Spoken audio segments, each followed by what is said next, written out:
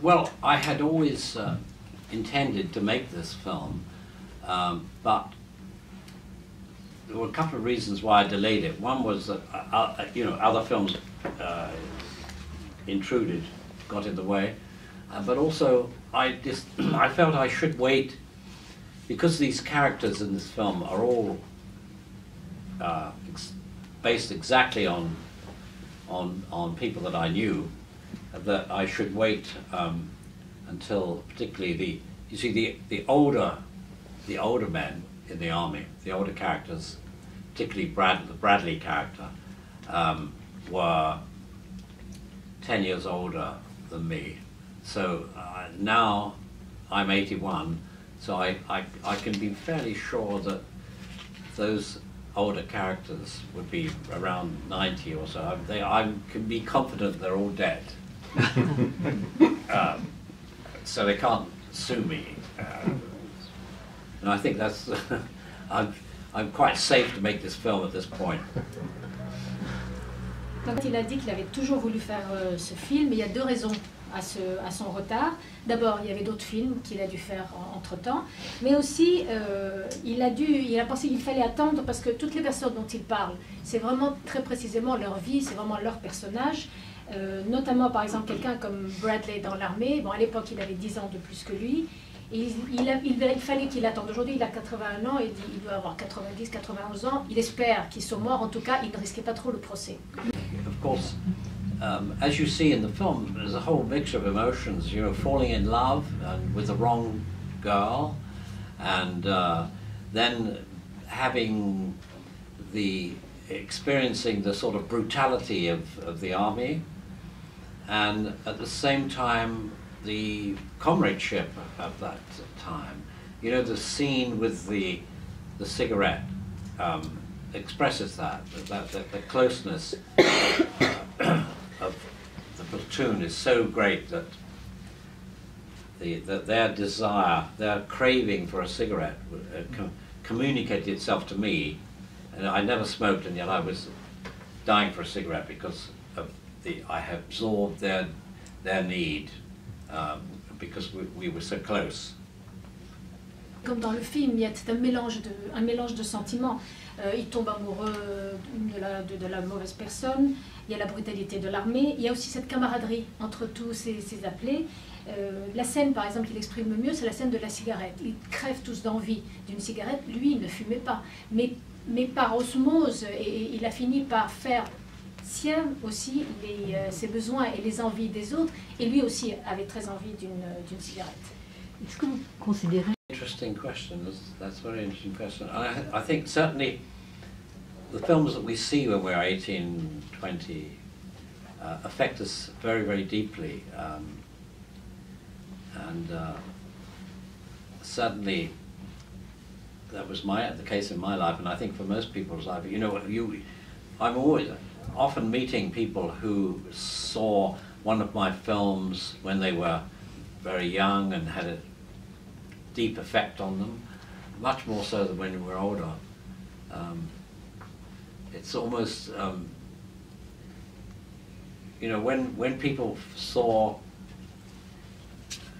Birth of a Nation, a Griffith film, for the first time, they ran out into the streets and seized strangers and said, you know, I've seen the face of God. The effect, when you think that it's only just over 100 years ago that film was invented, and before that nobody had that experience, and now it's so deeply part of our lives. When I was doing research for, is this too much for you? Go ahead. For the Emerald Forest, I lived with a tribe in the Xingu of the Amazon that had no contact with the outside world. And the shaman asked me what I did, and I found it very hard to explain a film to someone who'd never seen a film or seen television or anything.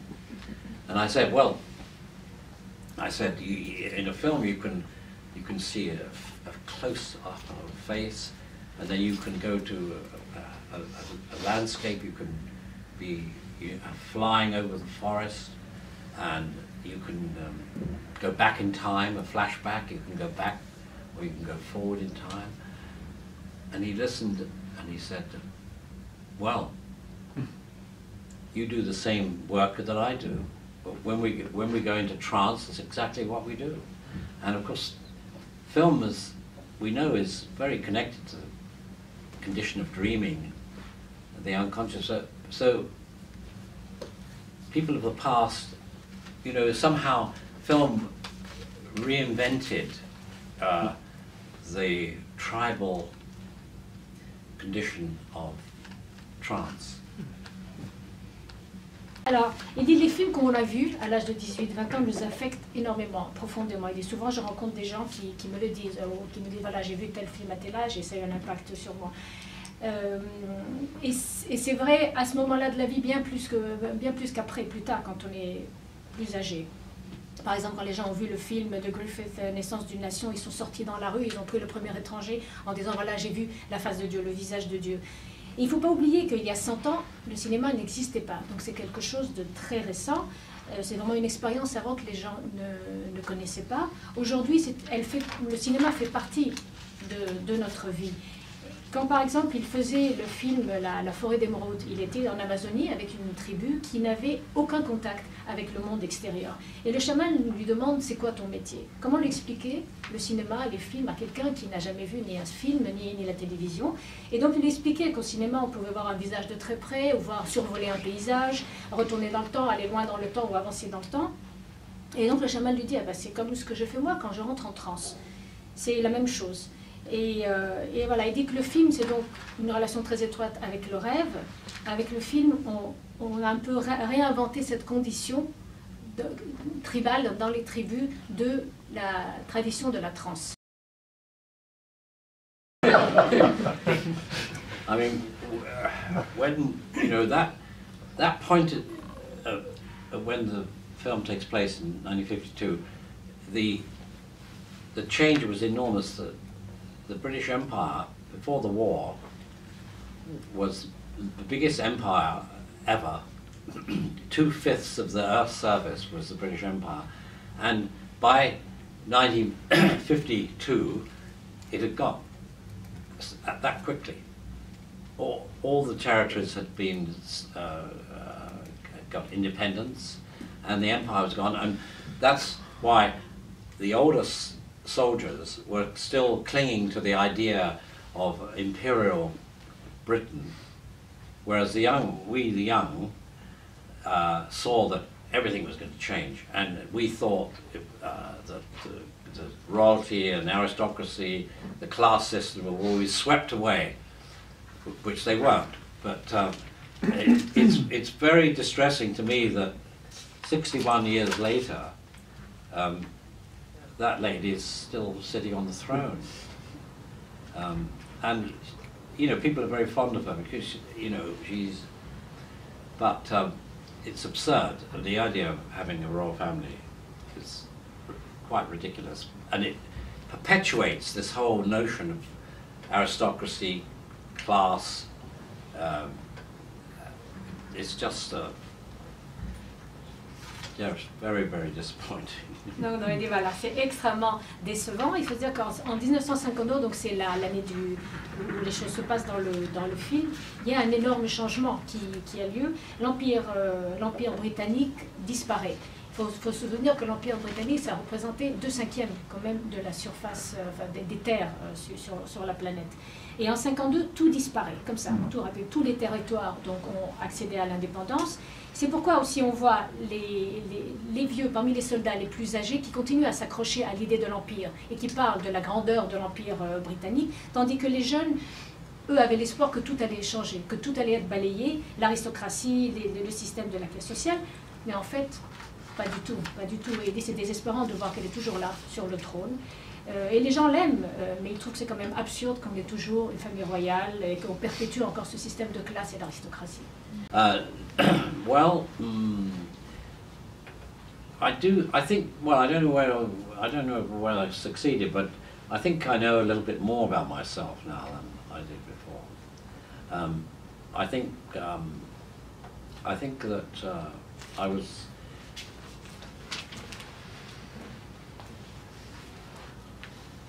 I could never understand my behavior,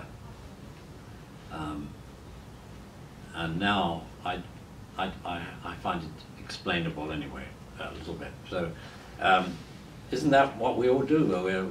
We go through life, we try and find out what our place is in it, and I've had the opportunity to do that through making these films, and although I have to say that when I was young, I thought I knew a great deal, and now when I'm old, you're supposed to have wisdom, but I find more than anything I have doubts, and I'm unsure about everything, and the whole planet seems to be a mess. And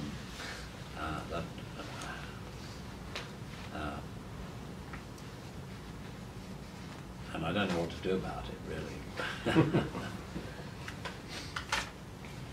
Alors il pense qu'il se connaît un peu plus quand même qu'avant. Il dit, avant il ne comprenait pas son attitude, aujourd'hui il peut en tout cas l'expliquer. Et ce qu'on fait tous, n'est-ce pas, on traverse la vie, on cherche notre place. Lui il a eu la possibilité de le faire à travers ses films. Mais alors il doit dire que jeune, il croyait savoir beaucoup de choses.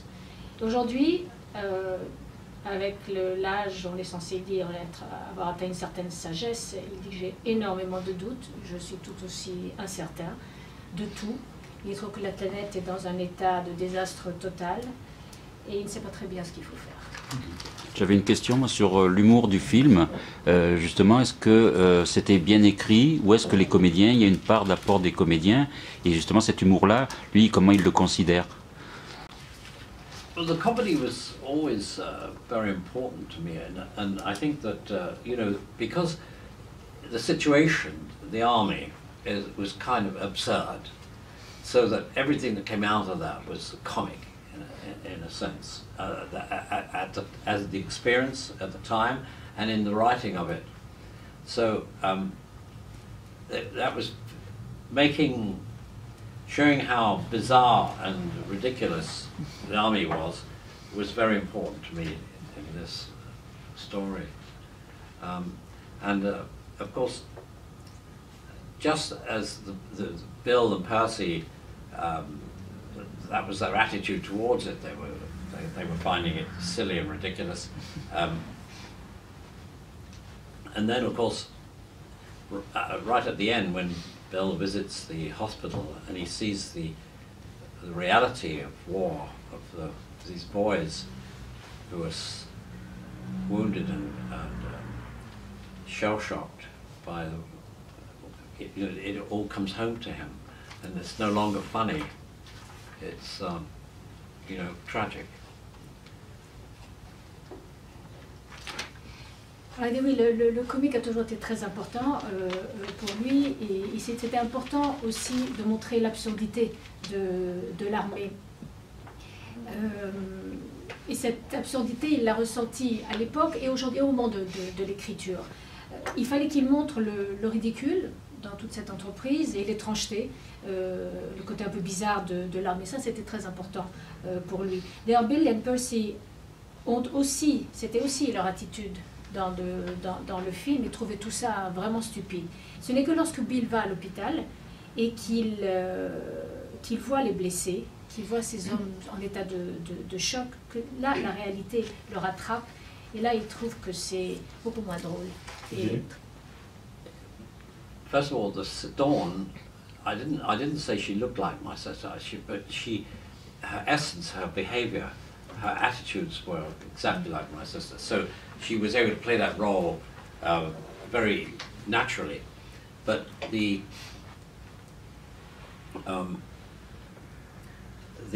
finding I never looked for actors who resembled my mother or my sister or my father, but I looked for their characteristics. I wasn't interested in the appearance. I'm only in the characteristics, the essence. But in terms of Bill, I wanted him to look like the little boy from Hope and Glory grown up. And at the beginning, you know, there's this shot where one of them becomes the other. So it was important in his case that you could believe that this was the little boy 10 years later, or 8 years later. Alors, et en fait, par exemple, pour Dawn, il parlait plus de son comportement, de son attitude. C'est pour ça qu'elle a pu jouer de manière très très naturelle le rôle de sa sœur. Il n'a jamais recherché la ressemblance, c'était plus des caractéristiques. Donc ce n'est pas l'apparence qui l'intéressait, mais l'essence de la personne, donc de l'acteur. Dans le cas de Bill, il voulait quand même qu'il ressemble au petit garçon du film Dans la guerre à 7 ans, qu'on puisse se dire c'est ce petit garçon qui a grandi à un moment donné au début du film. On voit, n'est-ce pas, le fait qu'il y a... Pour le cas de Bill, il fallait une sorte de vraisemblance, mais c'est tout. Well, you know, it's interesting that when after Hope and Glory, after a few years after Hope and Glory, I could no longer remember the incidents that occurred. I could only remember the film version of them. So, in a way, making these two films eradicates the memories and takes their place, which is a kind of, in a way, I feel I'm kind of betraying myself. C'est joli. Il dit qu'après, quelques années après avoir fait la guerre à 7 ans, il ne se souvenait plus de ces événements dans sa vie, mais il ne se souvenait que la version du film de sa vie. C'est comme si maintenant, aujourd'hui, ces deux films avaient effacé les souvenirs et avaient pris la place des événements, de ces souvenirs. Il a un peu le sentiment qu'il a trahi, comme s'il avait trahi un peu sa vie. I have, since the age of 16, I have written journals. I've kept journals, and I have, you know, piles of them. And I very seldom go back and read them. But when I was writing this, I did, and I read all the things I wrote about that time, and it was very, very helpful. But in the act of writing, a lot of memories would come back that I'd forgotten for a long time. They re-emerged, and this, you know, the relationship between memory and imagination is very mysterious. So this is a film. It's not my life. It's a film that's connected with my life, and very closely connected, in that all the characters are represented by actors, people who I knew or part of my family, and all the incidents are occurred. In fact, the other day, I have a woman working on my archive, because putting it in order, so that I don't leave it in a mess to my children. And I came across the receipt that I got when it's in the film at the end, when he delivers Percy to the prison. They give him his receipt, and I have that.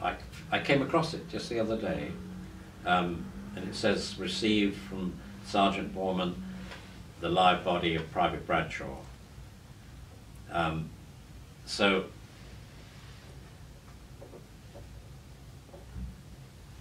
And I was reminded of that. Alors, il dit que depuis l'âge de 16 ans, il écrit son journal intime. Il a des piles et des piles entières qu'il ne relit pas nécessairement. Mais pour ce film, il a relu les journaux de cette période-là. Et naturellement, ça l'a beaucoup aidé. Mais il dit aussi que en écrivant, il y a beaucoup de souvenirs qui reviennent, qui réémergent, qu'on pensait avoir complètement oubliés. Et la relation entre, naturellement, la mémoire et l'imagination est une relation très mystérieuse. Par ailleurs, tous les personnages dans le film sont des gens qu'il a connus, soit de sa famille, soit des gens qu'il a connus. Tous les événements, tous les incidents sont réels. Ils ont tous eu lieu. Et l'autre jour, il y a une personne qui travaille un peu pour mettre en ordre un peu toutes ces archives, pour ne pas laisser du désordre à ses enfants. Et il a trouvé le reçu qu'il avait eu quand il est allé chercher Percy de la prison. Il a retrouvé ce même petit reçu qui disait, voilà, je déclare avoir reçu le corps vivant, la personne vivante du soldat, etc.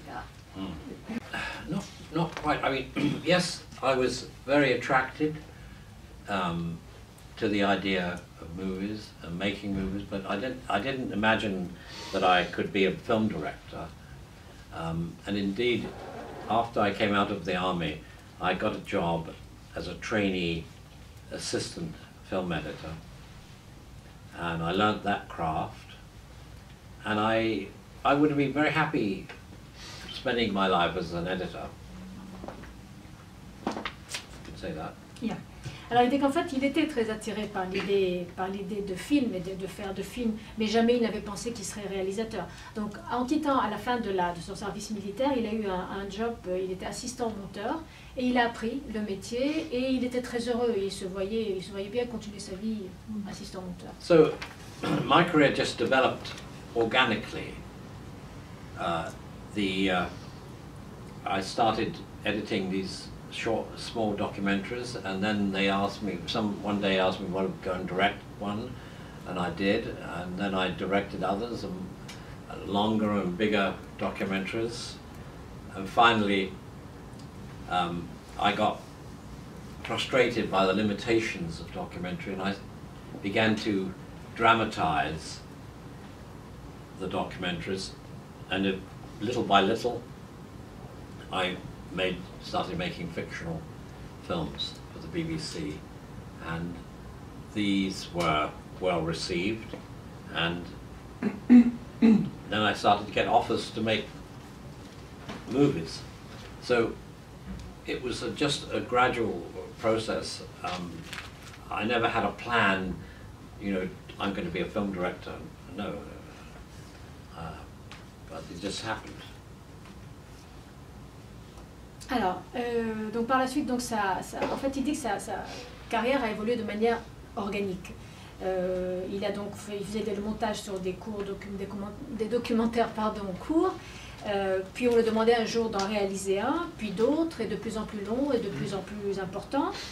Et puis à un moment donné, il avait ressenti de la frustration par les limites du documentaire, donc il s'est mis à introduire petit à petit de la fiction dans les docus, et graduellement il en a fait pour la BBC, qui, comme ils étaient très bien reçus, ont eu du succès, il est passé au long métrage. Donc ça a été vraiment un processus graduel. Il n'avait jamais en tête un plan en se disant voilà ma carrière. That's a very difficult question to answer. I don't know. I think Deliverance is probably the most complete film in that when I see it back today, there is nothing out of place. There's nothing I would like to remake, shoot. Everything seems essential. I'm very, I have a great affection for Hope and Glory because it's about my own family. And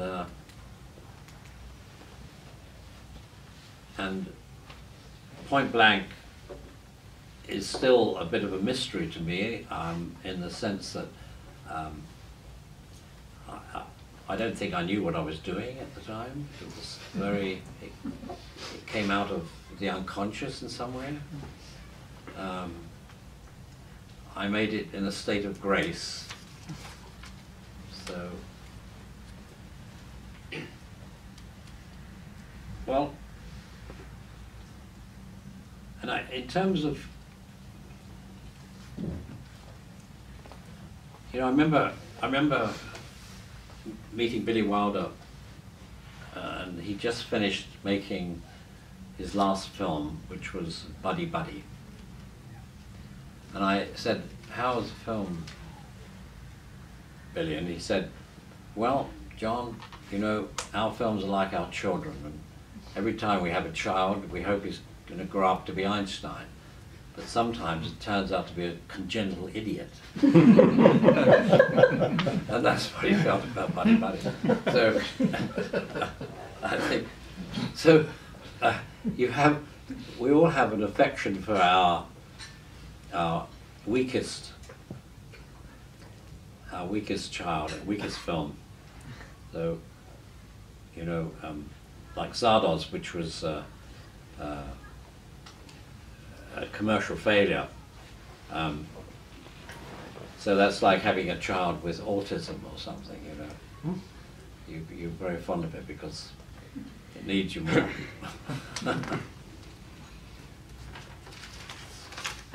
Sorry. Non.